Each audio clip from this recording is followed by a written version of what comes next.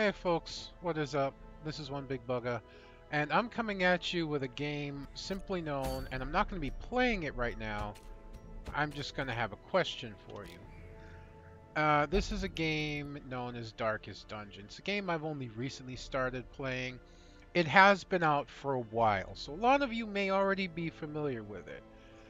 I was a little nervous in playing it because it looked complicated. It looked like something I may not, really enjoy. It's I guess you categorize it as a roguelike game, which means anyone over there on the right-hand side in my barracks that I can assemble in a party, if they die on the adventure I send them on, they're dead permanently. I can't get them back. In fact, I don't know if I've had somebody. Yes, I did. I actually have had an apprentice vessel slain by um I believe it was a collector in week 50, and I've had one person die. Not a big loss, but not something I was very proud of happening. Although, if you know the game at all, you can tell by the money I have, I'm only at week 26. I'm actually in a very good place, but I am playing on easy mode because I'm still learning the game. But I am doing very good. Basically, what I want to do with this game is I want to go over the basics of it, maybe take you through one quick dungeon run. It's going to be kind of a long tutorial for those who don't know it, and then maybe ask you if anyone out there, even if maybe one person, might be interested in it.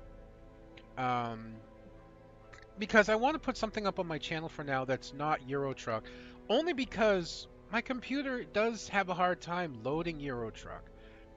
And the fact is that my power supply, I'm pretty sure my power supply itself is okay, but the fan of my power supply is knocking like crazy. It's making a lot of noise, so I'm pretty sure it's going to die soon, which is why I keep a table fan. As a matter of fact, I showed you in my blog, I keep a table fan blowing on my computer. Specifically, one of the fans is directly pointed at the power supply. Should the fan that cools the power supply die out, this fan will hopefully keep the power supply cool enough um, that it doesn't overheat. Because if it does, I'm going to need a different option. Um, but anyways, I'm not going to worry about that right now. There are other options that I can look into, including buying a small case fan that I can put on top of the power supply. But again, I should hopefully be getting tax return forms soon, and I will be able to go and apply for my tax return and hopefully get a new computer. I am applying also to be a Lyft and Uber driver.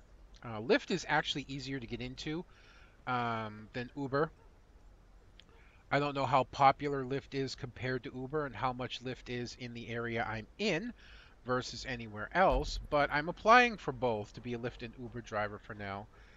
Because I talked about the possibility of losing one of my incomes this year. Um, so I'm trying to head that off with kind of like a band-aid for now. Being a Lyft or Uber driver will help give me a source of income while I search out another job if I have to, even if it's like working for Domino's or Papagino's or something like that as a delivery driver. That's fine. As long as it's another source of income, I'm happy, you know? I just want something part-time, a few hours a day, a couple days a week, really 20, 25 hours, 20, 25 hours a week is all I really want. So, anyways, I can put all that into another blog, especially there's probably going to be another blog because I had a really horrible day yesterday. So let's go into the game. This is the Darkest Dungeon. There are actually 3 points in the Darkest Dungeon.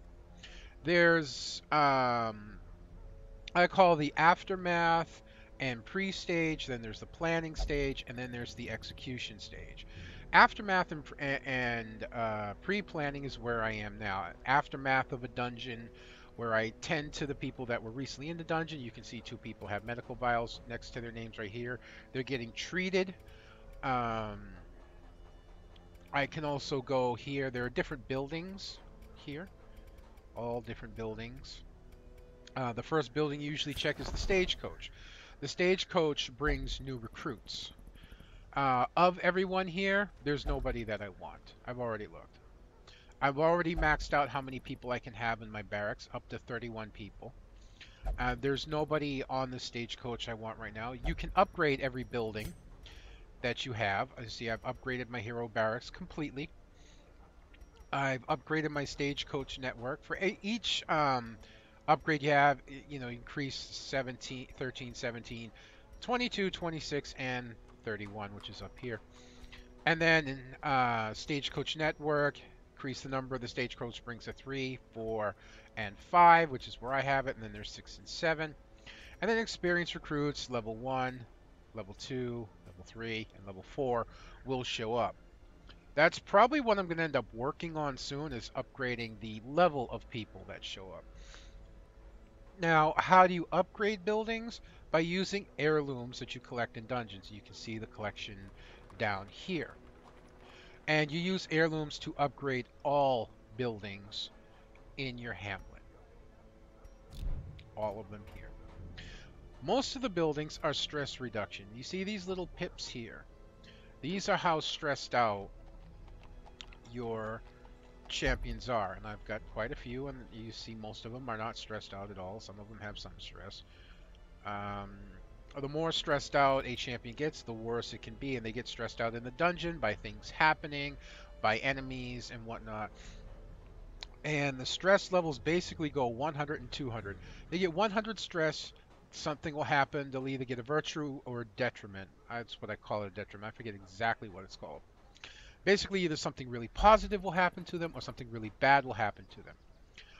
If they reach 200 stress, they have a heart attack and die. So that can be really bad. If they get really bad stress, then you bring them back into town, and you can use various buildings here to help de-stress them. The two main buildings being the tavern, which you can put them into the bar where they can drink. You can put them in the gambling hall where they can gamble, or you can put them into the brothel where they can that. And of course, you can upgrade for more spaces in each area. I don't have a need to do that right now. So one of the last things you probably upgrade is your stress buildings. The other place they can get stress relief is the Abbey, where they can get peace through meditation, peace through prayer, or peace through flagellating, I believe it's called. Basically, injuring themselves, whips and all that. So those are the two stress buildings. This building here, the sanitarium, treats diseases, which my arbalist here has. The worries. Gets 30% stress when on dungeons. All stress events they have, they get 30% more. That's not something you want. I'm having that treated. As well as hysterical blindness, minus 20% accuracy if their stress goes above 70.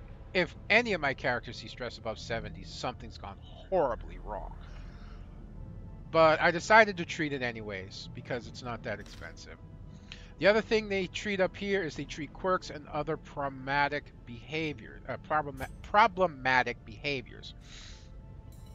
I haven't upgraded the library, which can reduce positive quirk treatments by 10% and negative quirk treatments by 10%. I probably should, because I'm getting to the point where I'm going to start treating negative treatments because I'm getting heroes and champions that I'm going to want to keep. My level 3s here to start with, as they go up in levels, I'm going to want to keep them. I'm not going to want to replace them because I'm going to have a lot invested in them. So I want to actually invest on making the treatment cheaper, because treatment, the higher the level it gets, and the more powerful the negative quirk is, or the positive quirk is, the more expensive, and it can get quite expensive, things can be. There's also medical devices, which reduces the disease treatment cost by more.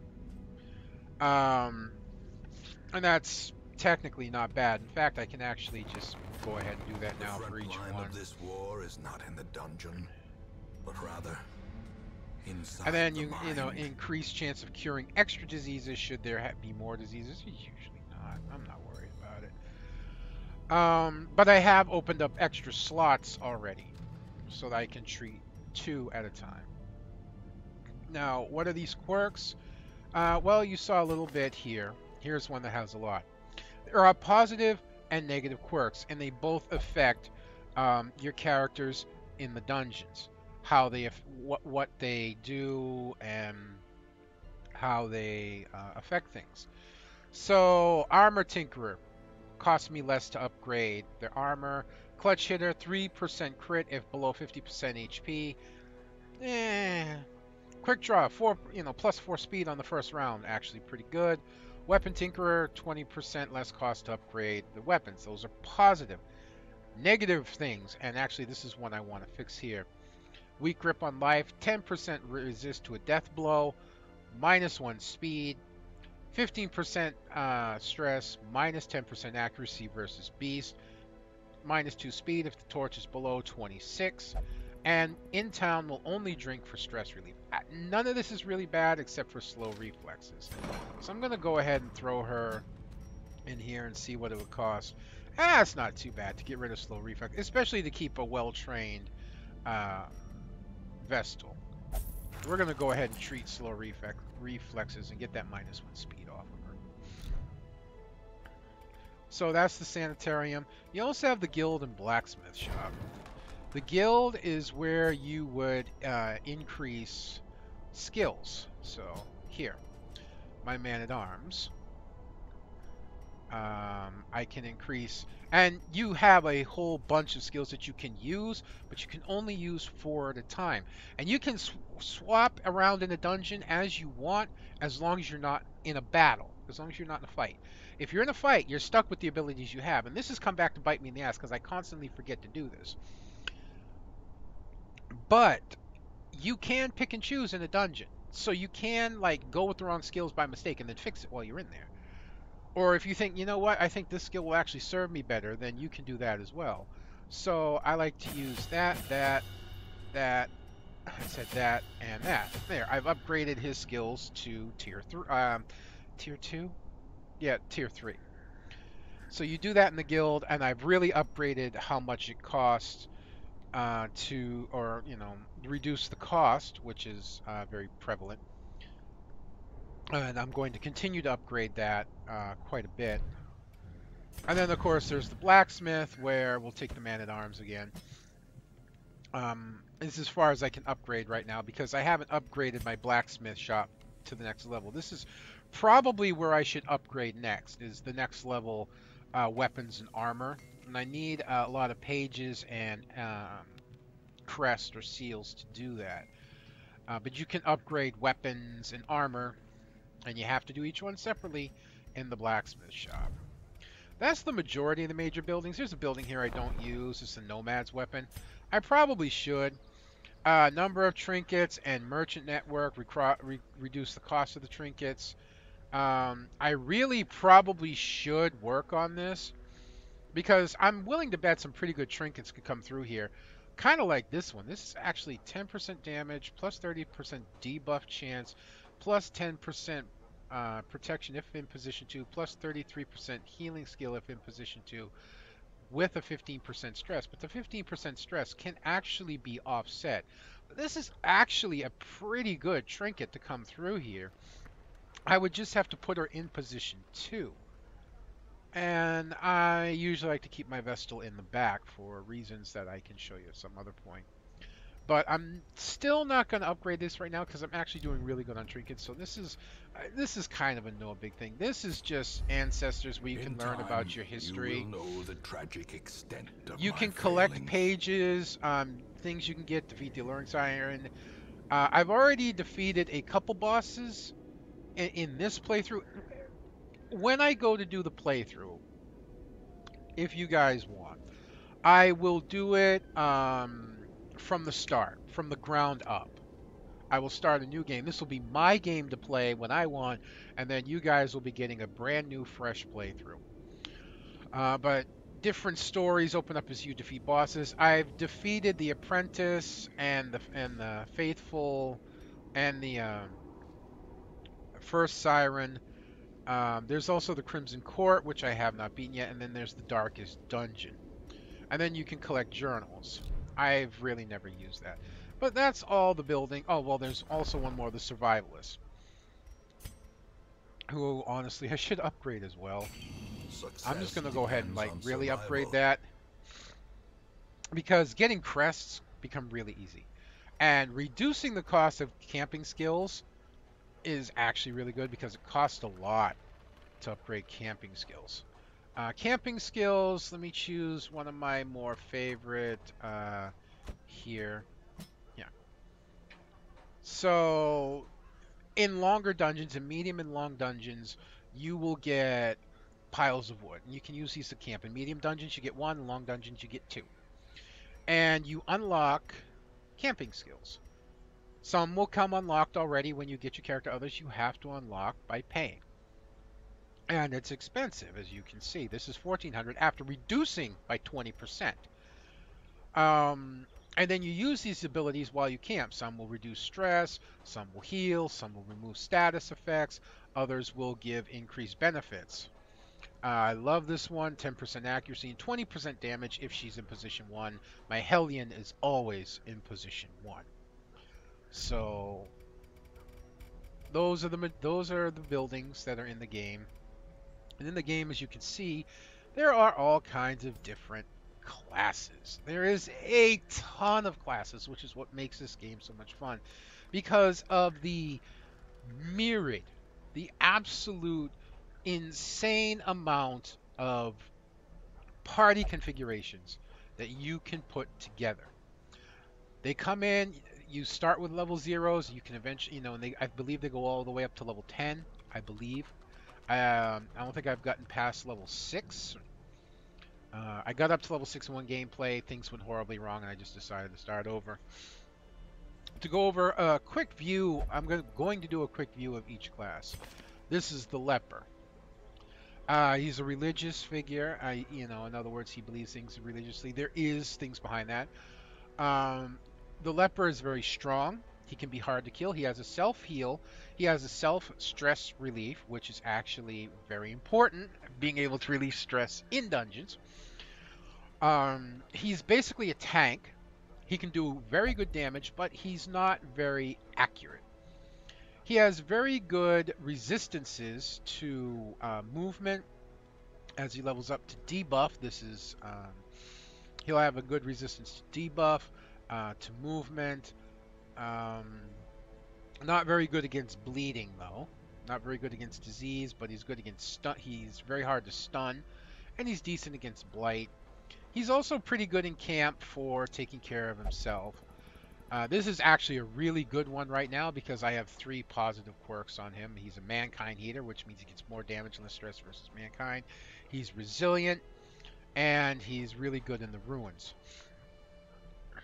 But he's a really good upfront fighter. He definitely favors the first 2 positions, which is something I should go over. Each skill that you have has a position it can be used from and a position it can hit. And positions can get shuffled around in battle. There are things that can happen that the enemy can do that can shuffle your party and that you can do to the enemy to shuffle their party, which can severely weaken and screw you over. So we'll take this position here, chop. The 2 white pips on the left side are where what position the move can be used in, and the 2 red pips on the right side are the positions it can hit. That's very important. But the Leper's actually really strong. He's really powerful, and he's definitely a great mainstay in any party as far as I'm concerned. This skill right here, Withstand, he removes 10 stress on himself. He marks himself as a target, meaning he's more likely to get hit. Enemies are more likely to target him, and he increases his protection. Protection is his damage resistance buff. And I think, like, by himself, he can pump that up to somewhere around 70 to 90%. he basically he takes very little damage. So he's actually really, really powerful. He's definitely a great upfront tank. In a general upfront tank. Our next one is the Crusader. Again, he is a tank, much like the Leper. Um, he's very good against unholy, basically skeletons and whatnot. He has some really good skills. He's got a stun. He's got a nice little AOE for the two front um, things that can actually do really well. He's also got a built-in stress relief for anyone in the party. It does a little bit of healing, reduces stress by 7, 8, now, it depends on what level it's at, and increases your torchlight, a mechanic I'll go into later. And he's one of my favorite tanks to bring because of his stress relief. In fact, putting him with the Flangelet is really, really, really something I enjoy doing. Great overall tank for most places, honestly. I like his inspiring cry, remove stress. It's really good. This is the Hellion. Kind of a much more offensive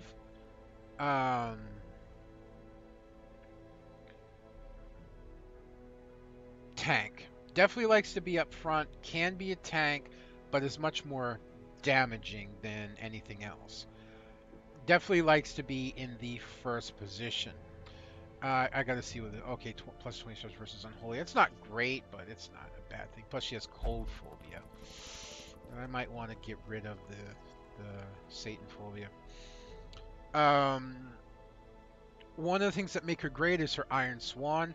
In the first position, she can hit the last position, and in almost every party you come up against, whatever's in that last position is something you want to kill quickly, because it's most likely a minion that can increase stress in your party. You just want to get rid of it. So Iron Swan's very, very, very good at doing that. Plus her ability, Barbaric Yop, can stun the first two minions in a party, on the enemy party, and she can not only give herself a minor heal, she can buff her damage, buff her accuracy, and remove any blight or bleed that's on herself, which is very helpful if you're out of bandages. So again, something else I like, and she's one of the ones I'm doubling up on. Basically, I like to have two of most classes. There are some classes I'll only have one, like the Abomination, which is coming up, and three of the major healers, which I'll get into later. This is the newest class that was entered in the game. I'm not sure how long ago it was. I'm not sure how long this game is out. I just know it's been out a while. And this is the Shield Breaker. Not only can the enemy shuffle their positions, but you can shuffle your own with different moves. And the Shield Breaker, pretty much every move she has moves her position. I like to use her as an upfront character. She's not really a tank, but she can definitely work up front, especially with this ability. She can only use it twice per battle, but it blocks any two attacks that come into her. The first two attacks that come into her just get blocked. But as you can see, it says Pierce 2, melee, forward 1. That means when she uses this ability, she'll move forward 1 position. And this one too, forward 1 position. And this one too, she'll move back 1 position. So it allows you to shuffle. Like if you have a lot of abilities in different groups, and there are different party members that can do this, you can actually like have them constantly shuffle themselves back and forth using different abilities, and it can become quite involved. Very interesting character here. This is what I was talking about earlier, the Abomination. The first thing about the Abomination, and I actually need to get rid of Dud Hitter. Oh no, it's if he's below 50% AP, it's not a big deal. He will not be able to party with any religious figure. So I said the Leper, the Crusader, the Vestal, the Flangelet will not party with him. Mainly because the Abomination transforms into a beast. Kind of like a werewolf, but not. He's different. Works best in position 2, as far as I can tell. Is the only character to have access to all his abilities up front. Um, is actually pretty strong. The only thing is, when he transfers into a beast, he stresses out your party. The longer he stays in beast form, the more stressed out he becomes. He can, in human form, though, heal himself and remove his own stress. So he's definitely somebody you want to take a stress relief party member with. Um, I only really use one of him for that reason alone, but there are things you can do to offset stress. And to me, fitting him in a party for me is difficult. So I have that, and I think I forgot to mute my Skype, which means if one of my girlfriends is there, she's actually listening to this. But oh well, she can mute me if she wants to. I showed you my man at arms a little bit earlier. He is a tank. He's definitely another tank in the game. Um, but he's very unlike the other tanks where the Leper can be quite powerful offensively. So can the Crusader in the right position. This guy is just heavy defense. Virtually everything this guy does is defensive. He is a support member. You don't even need to have him up front. You can put him in the last spot and just use him as a straight up support character, which actually makes him really good. He doesn't heal. He doesn't have a heal, but his abilities, to use this, he needs to be in the first 2. He needs to be in the first 3. He can stun, and this ability will move him forward, which is helpful. Bellow, which reduces the dodge and speed of the enemy characters. He can protect an ally. Okay, this is something I run into a lot. In short, he uses this ability. There are enemies that can do the same thing in their party. And any attack that goes against that particular ally that he defends goes against him instead. Plus, he buffs his defense significantly. So he's very hard to hurt. Retribution allows him to go into Ricochet. Pretty self-explanatory on what a Ricochet is. Command, he buffs a target. Bolster, he buffs a target. So you can use him as a straight-out buffing character. This is the Flangelet. Of course, it believes in absolution through pain and injury. Basically a bleed character. I forget what automation focus. Oh yeah, versus humans. Okay, plus he's... I really got to get rid of that before he gets too high level. In short, he inflicts bleed damage, and he inflicts a lot of bleed damage, which can be very, very, very useful in a lot of situations, and not so useful in others. Versus skeletons and sea monsters, not so useful. Versus everything else, very useful, because it inflicts a high amount of bleed damage. And bleed damage ignores things like protection. So, very, very good. He can also remove stress from other characters for about half the amount that he removes. So here he removes 13 stress and he gains 6. This can be very broken using a stress reduction character like the Crusader or like the Jester. He can remove 13 stress from someone, take 6, then you turn around and you relieve the stress off him that he takes. It's quite broken. He can transfer bleed and blights to himself, mark himself, and increase his protection by a significant amount. He can, if he goes below 50% HP, he can heal himself for 34% HP, and he can heal a target for 34% HP and heal himself for nearly 40% of his HP, though he takes a significant debuff for that, although debuffs can be dealt with. And he just has other things that he can do.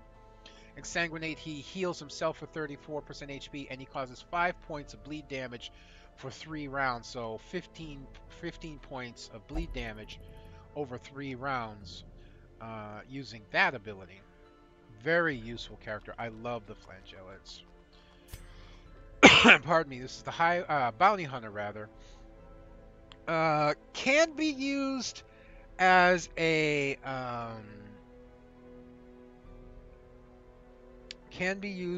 tank. Much better off as a damage support. Has the ability to pull a character. So if somebody's in a back row and you want to move them up to be killed, or move them up so that they can't use their strong abilities, he's able to do that. Just an overall very good, strong damage dealer in my eyes. I like to use them in position 2 as kind of my damage, especially if you mark a target. You mark a target here, and this does plus 90% damage versus marked targets. So whatever damage it does base, plus 90% of that. So let's just go, okay, he does 13% damage. He's going to get, at his high end, he's going to get another 90% of that done on top. I've had him hit. As a matter of fact, I was having a little trouble versus the Siren when I went up against her, and this guy saved me with a 41-point crit. He hammered 3/4 of the Siren's health bar off of hers. Boom. Huh.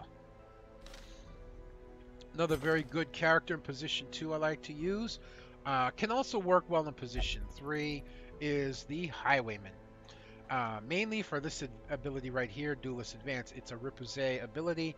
Basically, every time he gets attacked, he attacks back at whatever attacks him. Great for AoE, covering things that do AoE, specifically attacking him. Also really good is he has point blank ability. This is why I like to use him in position 2. He uses his advance, which gets him Repoussé and pushes him up into position 1. Then he uses point blank shot, which knocks him back. But he does a massive amount of damage. It has an accuracy base of 100. So it's like a guaranteed hit minus whatever the roll and whatnot. It's really good. Plus, it automatically does plus 50% damage. It's a really strong ability, which is why I love to use it. Very strong character. Very great damaging character. Here is one of the mainstay healers of the game. The Occultist. The Occultist healing ability is weird reconstruction. It's a crapshoot. It can heal for 0 to 15. Crits can heal for quite a lot. I've had heals up to 40 points. It can cause bleed damage, though, meaning it can bleed whoever it heals for 1 point of damage for every, for 3 rounds. So 3 points of damage. So it can bleed for, you can heal for 0 and bleed for 3 points, and it actually works against you. But he's still very useful. He has a lot of useful abilities. His weakening curse reduces damages that things do. And against bosses, that can be very useful. Against a lot of bosses, that can be very, very useful. Reducing the damage a boss can do by 32%, and it can stack several times. His ability here, Daemon's Pull. You can pull a back row creature, opponent up 2 places, which is very useful. So I very much enjoy bringing him along. And though his heals are a crapshoot versus things that do like very single target damage, his heals can be very, very crucial because they can be very, very, very strong. And he actually has a good crit modification. The other mainstay healer of the game here is this one, and this is the Vestal, or basically a cleric. Definitely one I like to keep in the back row, although you can put her up in the front row. She does have abilities that will work up there. She can do debuffs, mace, but the thing is that her party does work. It's her Divine Grace. Her big heal does not work up in position 2. That's not a terrible thing, to be honest. You can work with her party heal and then have somebody else be the big healer in the back, like Oh, the Occultist, if you wanted to. She has a stun, she has a judgment, uh, and whatnot. But, you know, she's a healer. There's not a lot to say. She's a good. They're really good healers because they can party heal.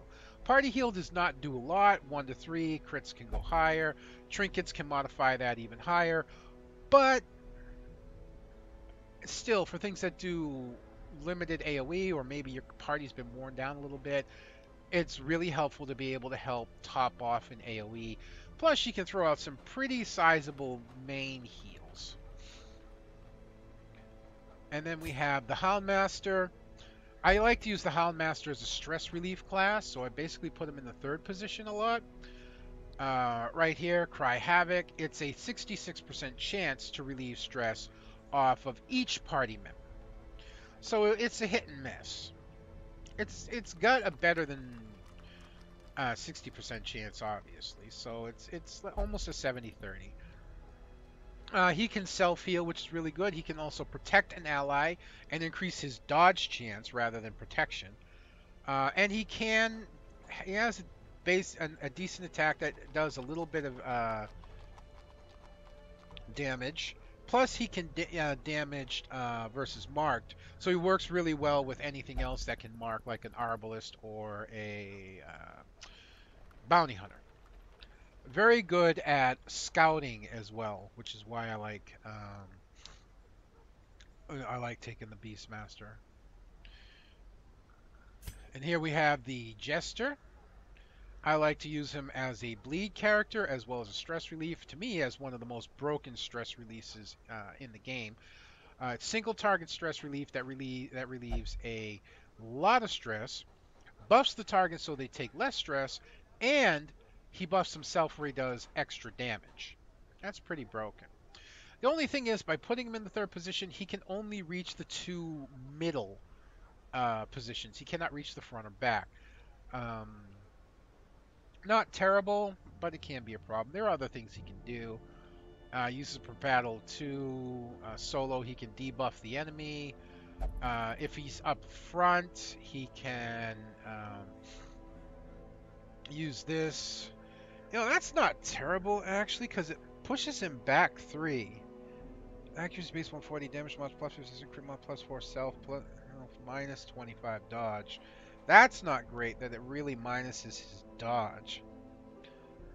But he can start as a tank and move himself backwards into the 3rd position if he needs to for stress relief, but whatever. And then he has his Dirk Stab.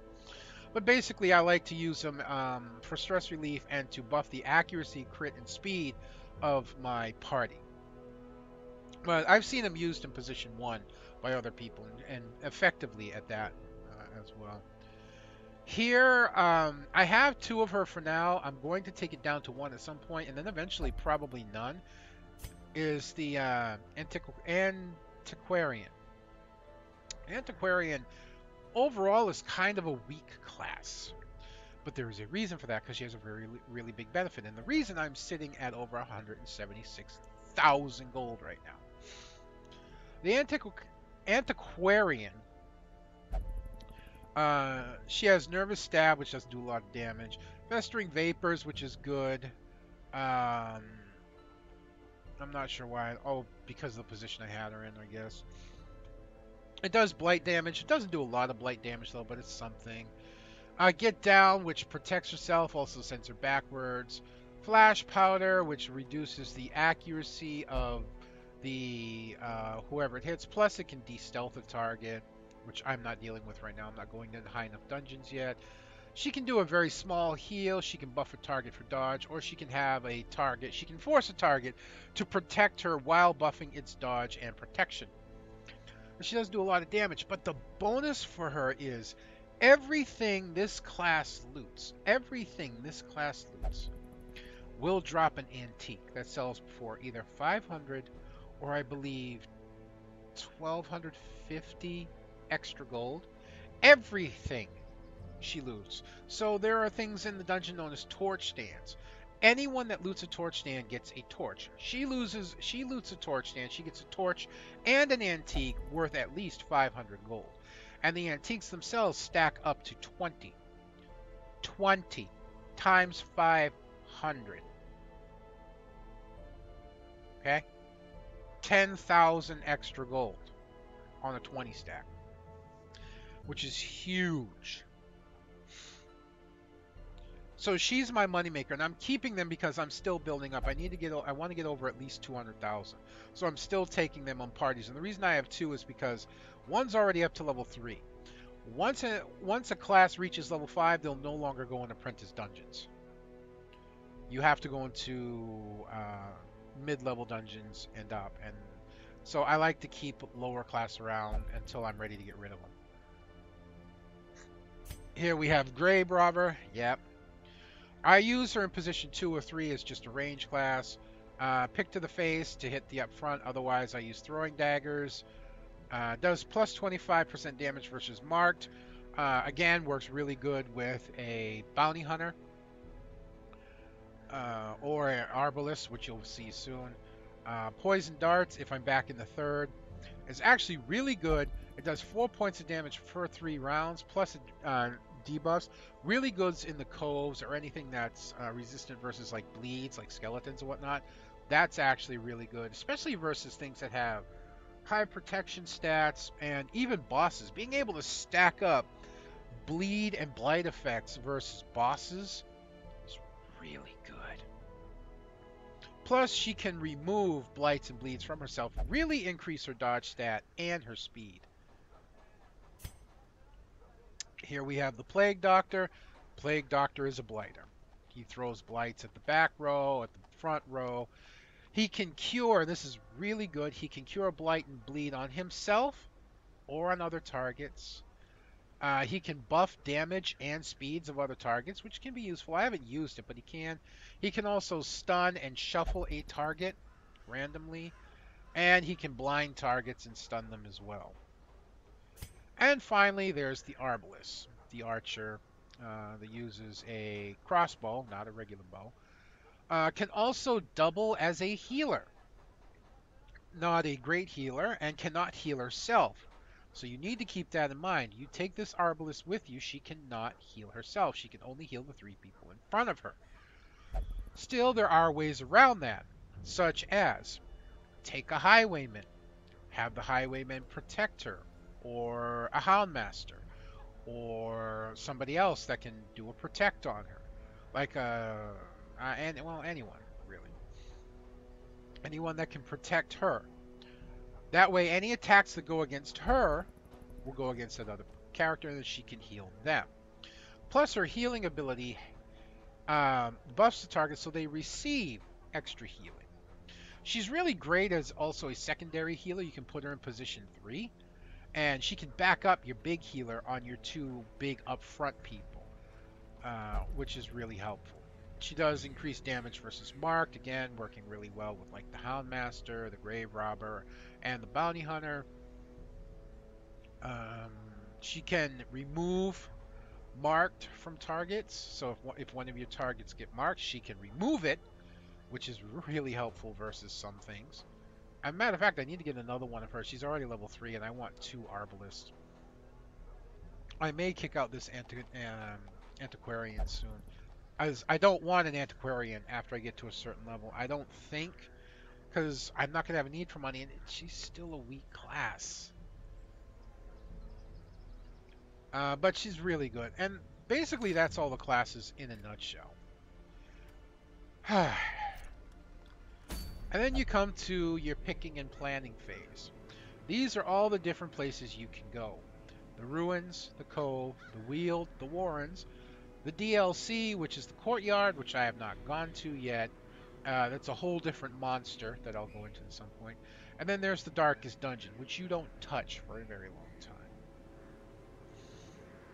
time. I killed a couple bosses. I'm not going after any bosses in particular right now. I could go after the Swine Prince, but I'm not really up for this focus ring. I'm waiting for a better trinket to rotate into this spot. And plus 12 accuracy is actually really good. Plus 1 crit's okay, but minus 8 dodge, that's a pretty hard hit on anything I'm going to put that on. So I'm going to wait that out. The Wield is the Wizened Hag. I want at least level 4s before I go after her. She's a fight and a half, which is, and that's not a very good trinket anyways. And then there's the Prophet who, same freaking trinket, who he can be easy or tough depending on what you choose that you want to do. So we're going to look at these other quests here. I'm not going into these quests yet just because I only have 3 level 3s and you need better than that. So this is 100% room battles for Houndmaster Whistle, which I already have.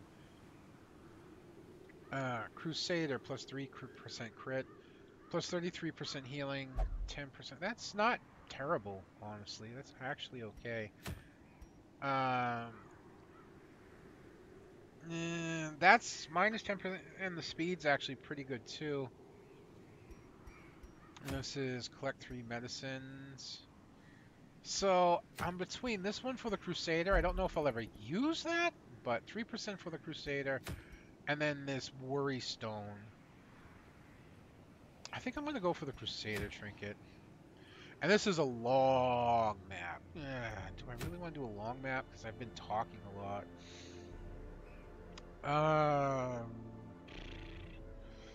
Plus I've gone 5 rounds and it's only 2 in the Cove. I think going for the Worry Stone, even if I never use it, is going to be better. And I'm not going to bring my Antiquarian because I'm just showing off right now. So I want to complete this dungeon as quickly as possible.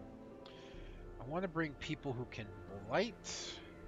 So bringing a Witch Doctor in position 3 will be very helpful.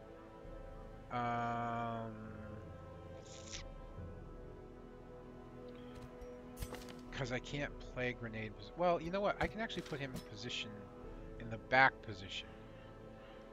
I don't think I want to bring my Vestal right now. I need another Vestal. I can bring him. I'm trying to make sure I don't level them up too quickly right now. I can put you there. Bringing the Flagellant is just not going to help. I really don't want to bring the Flagellant.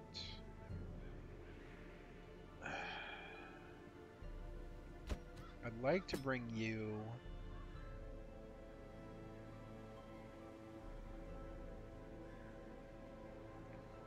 Actually, I think you.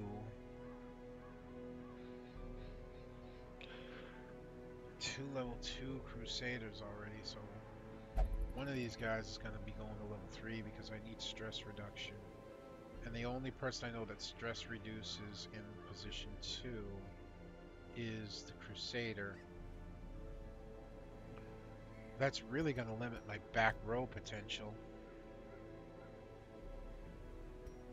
So, I want you.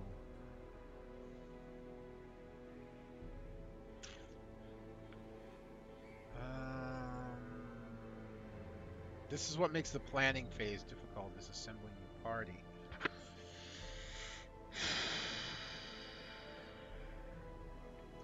Can you heal in position? Yeah, you can. You can't use your Abyssal Artillery, but you can use your pull. You know what? I'm okay with that. So let's put you into this position. And then we can bring our Houndmaster as our stress relief. Even though he bleeds, it's not exactly why I would bring him.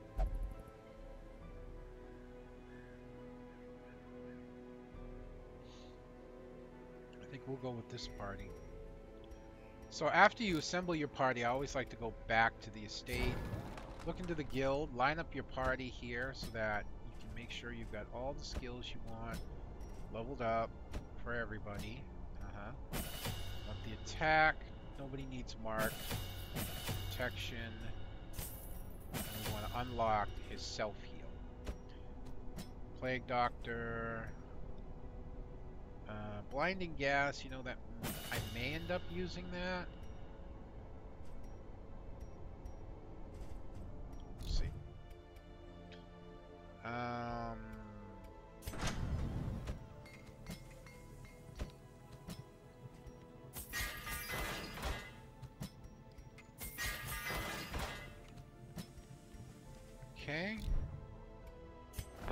these are camping skills, right? You have your Revel, which is stress relief, and your buffs.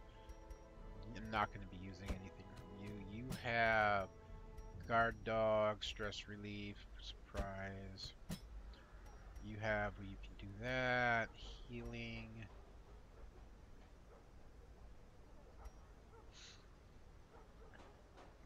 Unlock that one to make 4. Okay. Alright. Now we want to go for trinkets. So we want to make all trinkets available. Line them up by class restriction. Alright. Minus 25% stress if the torch is above 75 is actually really good. Plus the accuracy. She's going to be my upfront tank, so that's actually not bad. We're going to hold off on that a minute. For this guy, I'm not too keen on the minus 10%. Not where I'm going.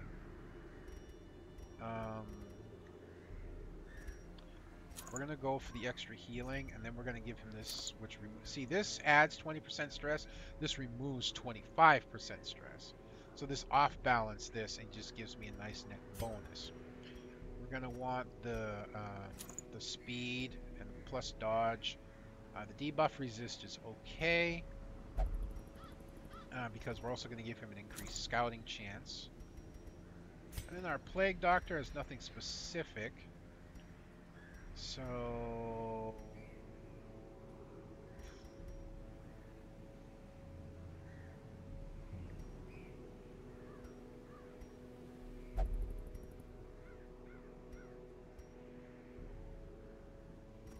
I could do that, I suppose.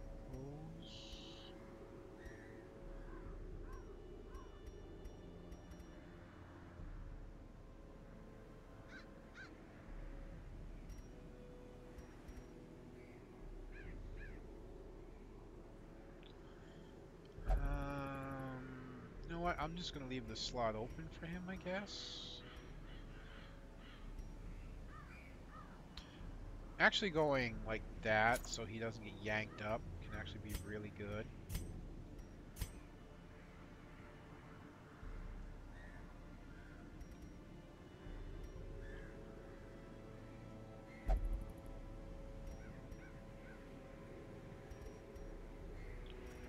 We're going to go with the party surprise and lower speed for now. Right. We're good.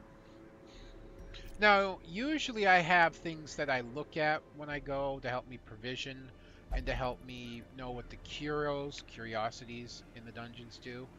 I forget. I know, but I normally have to tab out for those. I don't have another screen to look at. So I'm going to be doing this blind.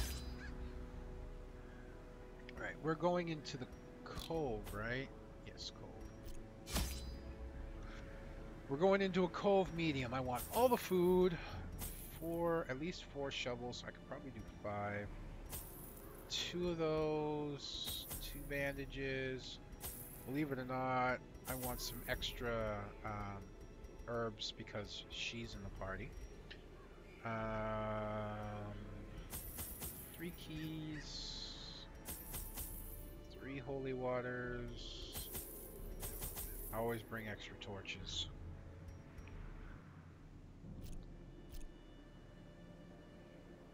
That's probably too many torches, but I'm fine with that. I'm gonna bring a couple extra bandages. I think the rest is fine. Okay. Now we'll run you through a quick dungeon.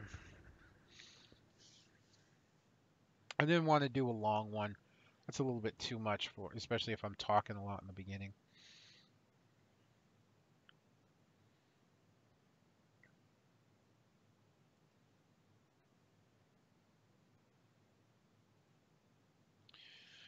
This is my first time loading up in a dungeon. After it loads up the first time, it loads a lot faster.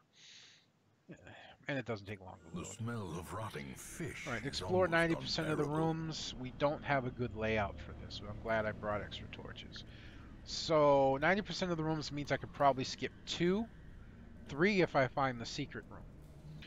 So I'll probably go here, here, back, here, here, back, here, back, and then up, and leave these two rooms unexplored unless I get a really good um,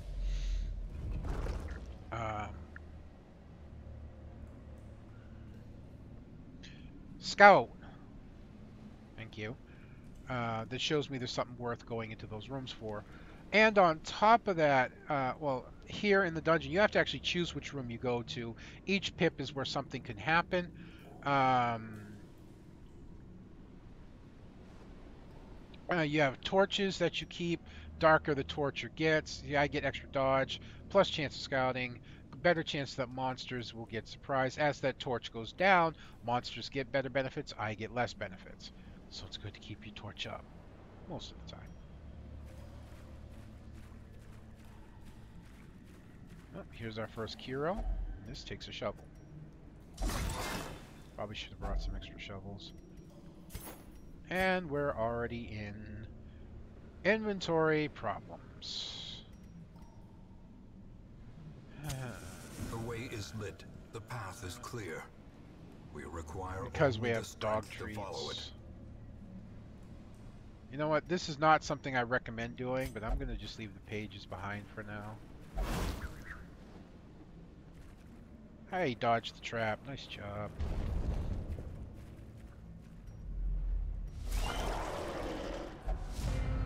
Ah, they're surprised. Good. You're first. This is not a particularly worrisome party.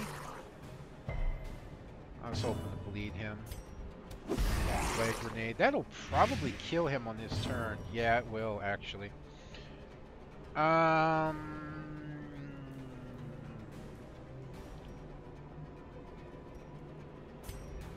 Actually, I'm gonna keep you, because you can do a lot of damage. I'm gonna yop these two to stun them. That will reduce her damage for now, but I can live with it.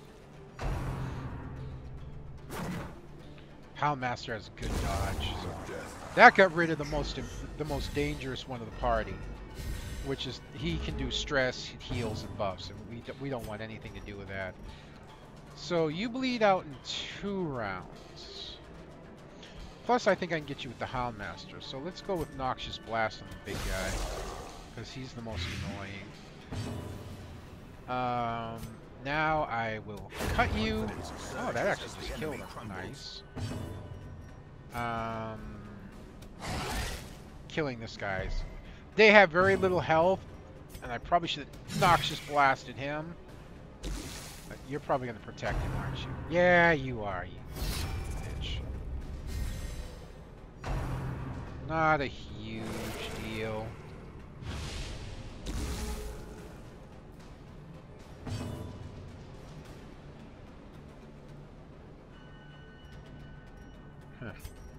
Should change this. So he basically increased his prot, which is annoying.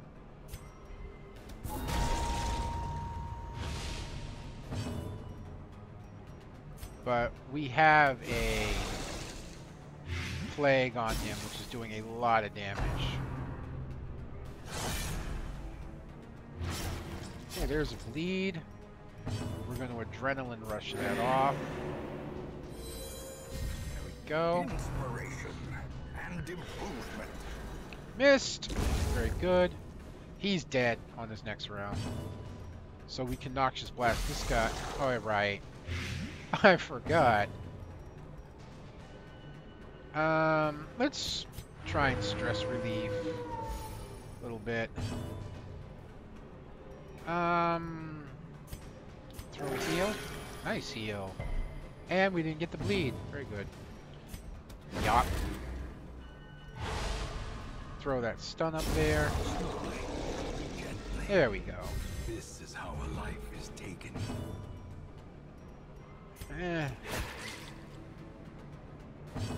They don't have a lot of health, but they got an insane As defense. the fiend falls, a faint hope blossoms. Oh, that's actually a really good trinket. I don't have much room for it. The light. Painting, The I'll promise of take it. safety. I'm just gonna drop this last torch. Take the trinket over the gold for now. And we get a good scout. Room's empty. Don't need to go down there. So I'm going to skip this room instead of this room.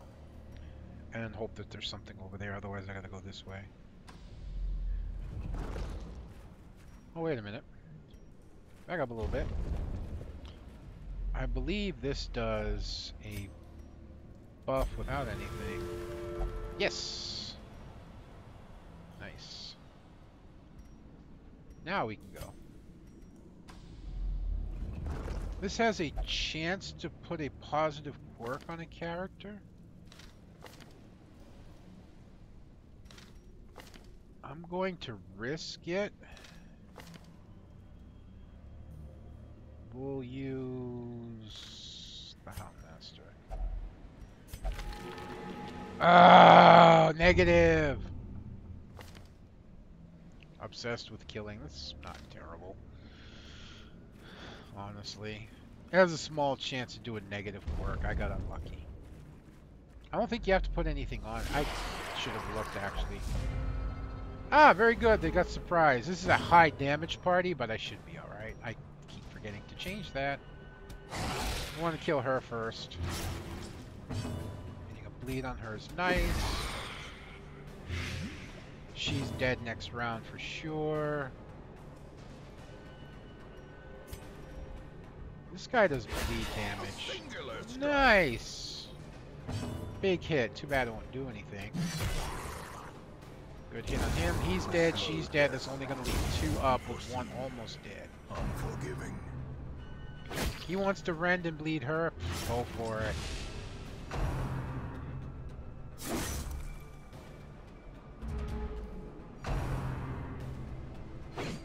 Ha! You missed. Finish him off, Doctor. Give them no quarter. Trying to finish the lead off.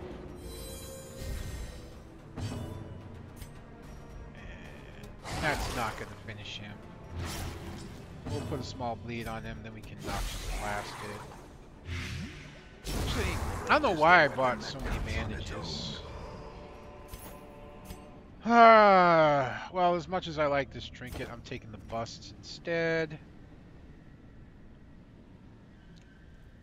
There's really not much. I'm really not going to need the dog treats for anything. I've got a lot of blood already. Alright, this is our chance to make this up and remove a negative. And we got rid of the quirk we put on there. Okay. That works that works for me. Alright, we gotta go to this empty room and hope that we get a scout. Torch. Hunger roll. Thanks. That's why you bring a lot of food. 25 gold. Yeah. Scout. Shit. Even with an increased scout chance, I'm not getting it.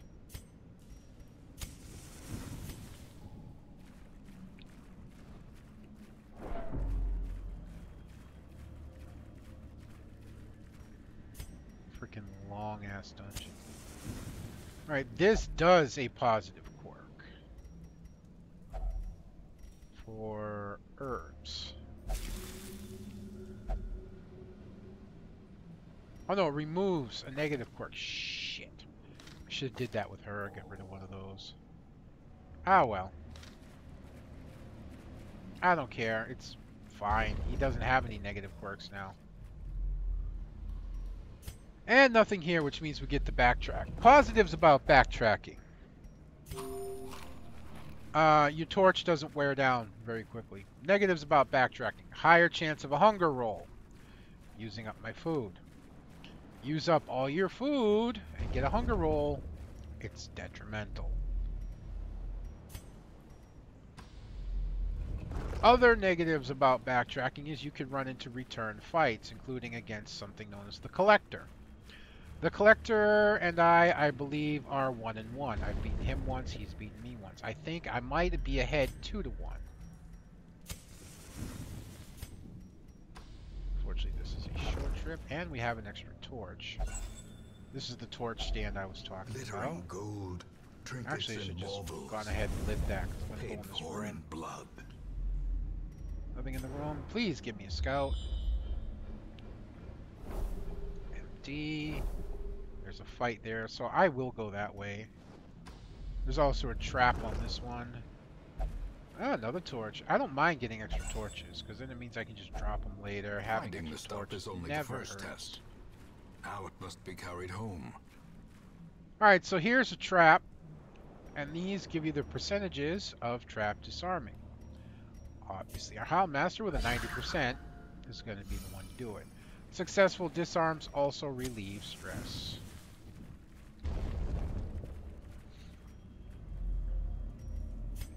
So we're going to go take these couple fights this way.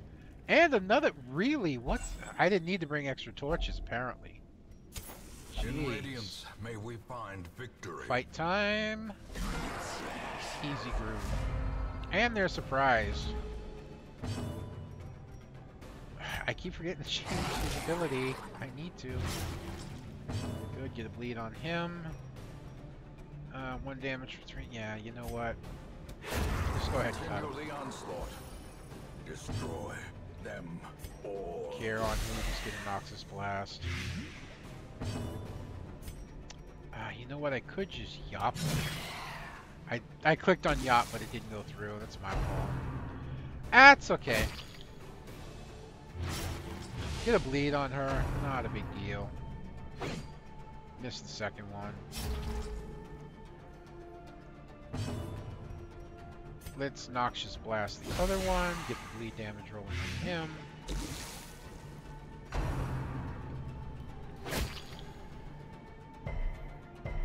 Resisted the bleed that time.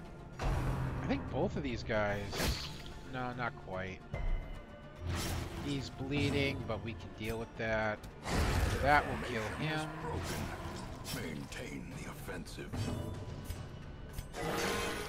32! And he resisted the bleed. You're going to Adrenaline Rush and bleed off. You get a crit of 4. Crits also help relieve stress. Very helpful. Let's do a stress relief, because he's going to die. We don't need to attack him. Well, this is going to kill him too. Killed by Skull Stare. Okay. Ghoulish horrors. Brought low and driven into the mud. Fine. We'll bandage that bleed off. Might as well have the bandage. Ooh! High damage group. High damage group.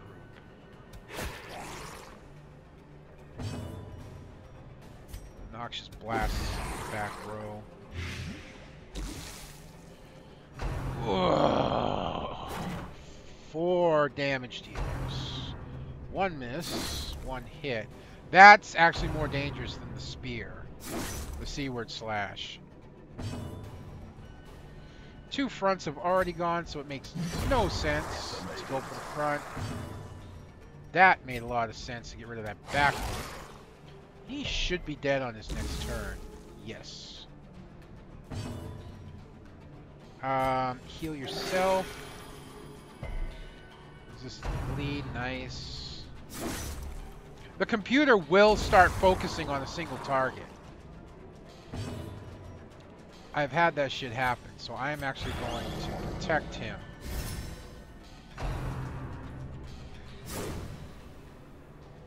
So that shit don't happen. Eradicated. You can see why I like her. Precision and power. It's 4 damage. 15 of 23, 22.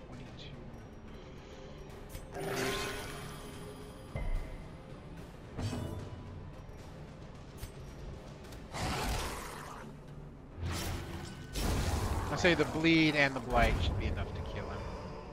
Take that, take the crest. Triumphant pride precipitates a dizzying I'm gonna fall. drop the 1 herb and start a gold stack at this point. More scouting! Into an empty room. Shh. Well, I've got to go this way. Ooh! He's gotta die. He has got to die.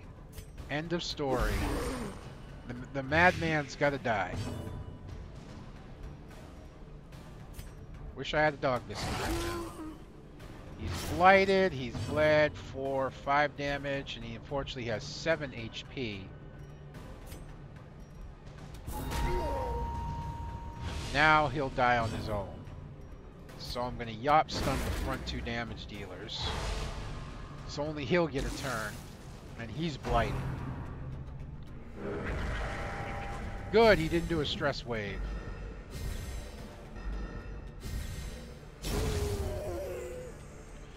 Whew! He can be bad if he runs free, man. Let me tell you. Stress dealers are removed. Awesome. Even with reduced damage, she's still really strong. Just give you a cut.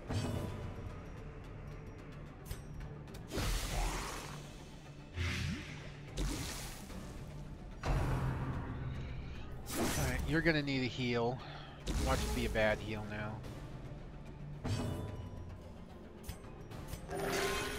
Yeah, it could be a little lot worse. I ain't gonna snark at it. I was expecting a 0. And yeah, you're dead next round. I'm gonna try and go for another heal. If there's only 1 enemy left, you have 2 rounds to kill that enemy. Unfortunately, he ended up going first. Let's use that to remove your debuff. Alright. I don't want to turn down crests. Oh, we're not in the room yet. Derp. And of course, this takes anti-venom, which I don't have. And I'm not risking using it otherwise.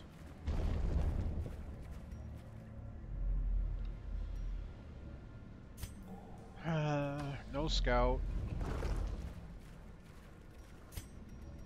Torch. I have no holy water, so can't use that. Get another hunger roll. That's getting dangerous, honestly.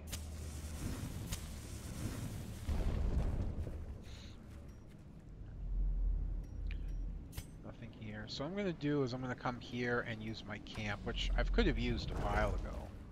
I haven't had to. If I get another hunger roll, man, I am so boned.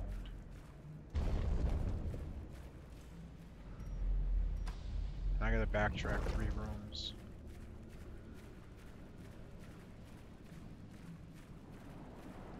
This is not turning into a very profitable run. Definitely be taking my antiquarian out on my next run, and I will probably look for a long run. Alright, we are gonna camp it here. Gives you 3 food options.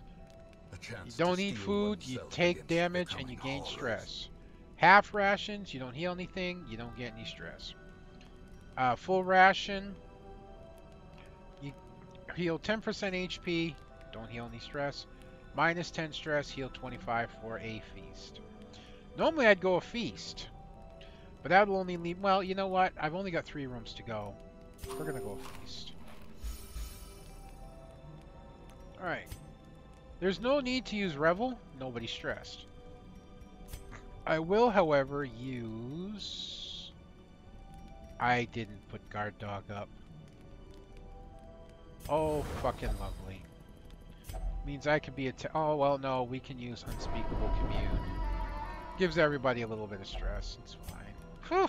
I almost screwed that over. I'm gonna sharpen the spear. I could have done this, but I don't want to. We don't need therapy dog. We don't need anything from you.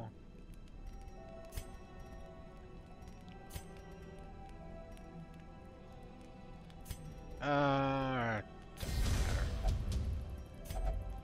So see, I screwed up. I forgot to The match is change struck. A blazing star camping is skills born. as well. He should have Hound's Watch. And also at this point, I should really have Lick Wounds.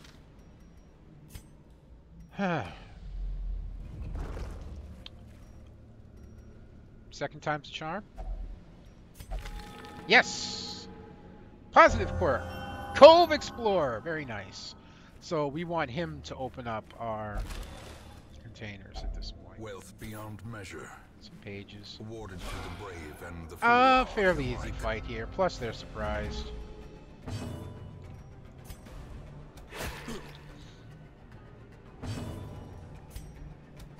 You're most likely dead. Got 1 HP left? Yeah. Oh no, I can't play grenade. It's got a Noxious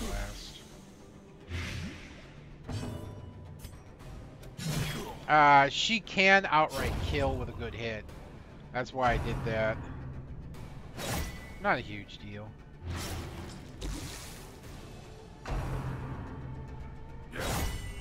Ow! I did not like that.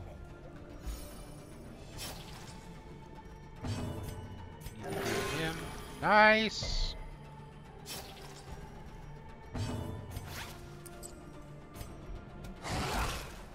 I could have used the Plague Doctor to battlefield medicine it off, but I wasn't sure where he'd stand in terms of damage.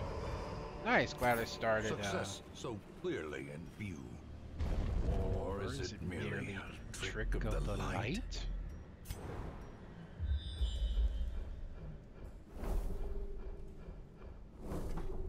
No secret room scout, too empty. This is not a profitable dungeon run. Usually I can come out pretty profitable, but this is just... yeah, this is just kind of screwing me over.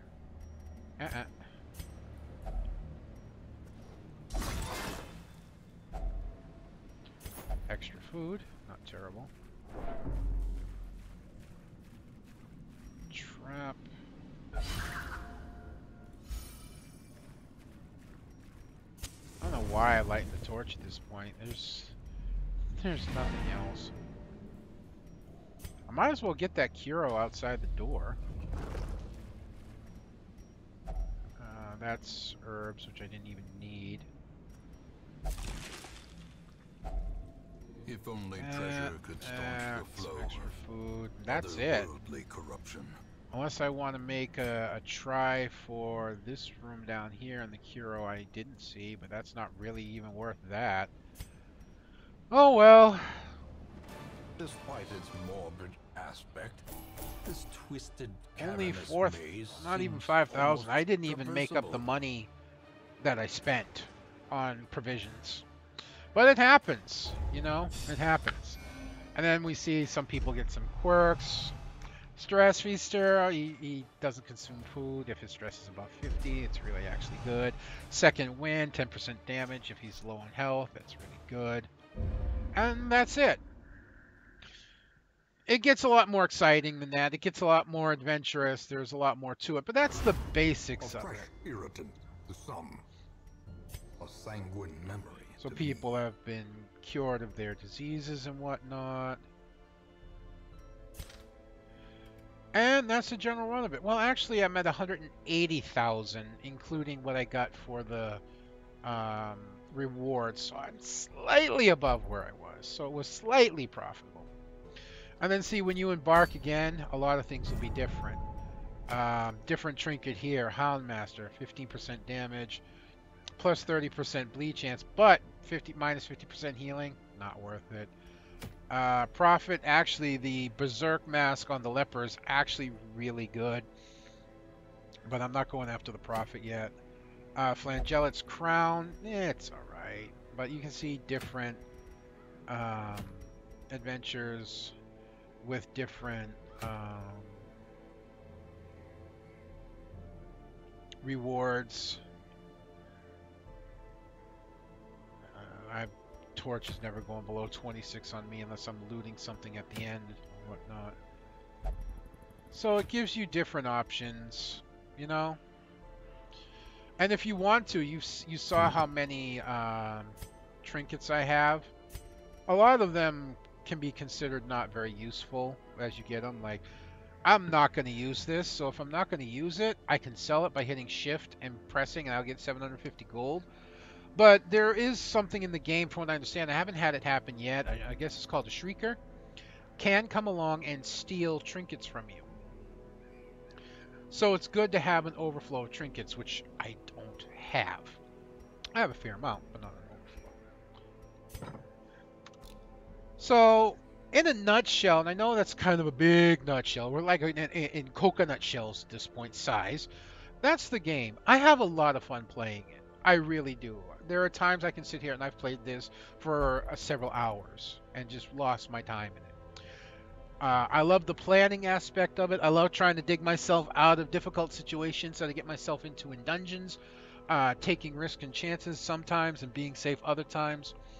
Planning out my party, I usually have set party configurations that I use, but I'm always looking for new party configurations. I'm very leery about taking on a party that does not have some kind of stress relief in it as I'm working, like a Jester, a Crusader, or a Houndmaster, of something of that nature. But I have done it before because you can stress relief other ways. Um, Anyways, the long and short of it, before this video gets any longer, is what do you think of it? Is this something you'd be interested in seeing as an alternative on my channel while I work on Euro Truck? I got a couple more Euro Trucks to upload, and I'm not saying I won't record Euro Truck. It'll just probably be less of it until I get a new computer. And then once I get a new computer, I will be pretty well all set. Um, Anything else, you know, all my other games, there are plenty of games I can play, but it's just this one's really simple, easy to record, fast. Plus, I can talk a lot during it, and it makes things really easy for me. And I just find it really relaxing. You know, even when things go wrong, I don't really get that stressed out or upset. And it's really the kind of game that I need. It's really the kind of game I need. So let me know what you think. Comment down below. Don't forget to like, share, and subscribe. I'm gonna be One Big Bug. I'm gonna be signing out, and I'll see you next time.